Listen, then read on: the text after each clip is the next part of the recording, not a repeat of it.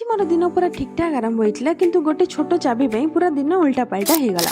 So hello hello समस्त को भाविली आज टी आराम रे शोई पड़े किंतु किचन कहला आ खाइबा को देवी से आशारे मु तौक चली जाइली किंतु किचन रूम रे पहुँचु पहुँचु रोसे हेलानी घर सफा करिया ड्यूटी मो पाखक आसीगलानी सीढ़ी रूम रूम रु हॉल आज घरटा करदेली पूरा क्लीन एंड कूल।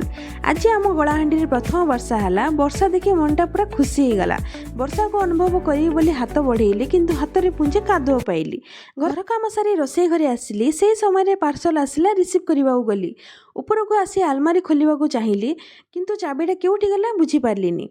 आलमारी ड्रेसिंग टेबल खट सब खोजीदेली किंतु चाबीटा मो सह हाइड एंड सीक खेलुला लुचिकी बसिकी भाविबा समय पार्सल खोलिबापे कईची काटिबी बोली पानिया धरिकी आसिली। फाइनाली पार्सल खोली से बाहर सनस्क्रीन पार्सल खोली खुशी होती सेकेंड रे दुई किंतु पुणी दिमाग कहला चाबी कोठी तुई।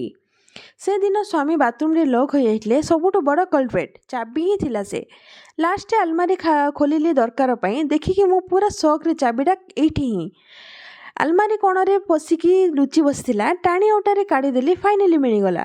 दिनटा नॉर्मल भल चलता किंतु ए चाबी खोजापी पूरा मुंड घूरीगला। मो ब्लॉग को देखिए आपण मैंने खुशी हूँ। लाइक कमेंट सब्सक्राइब करके निश्चय आसतु। रहिले हरि ओम।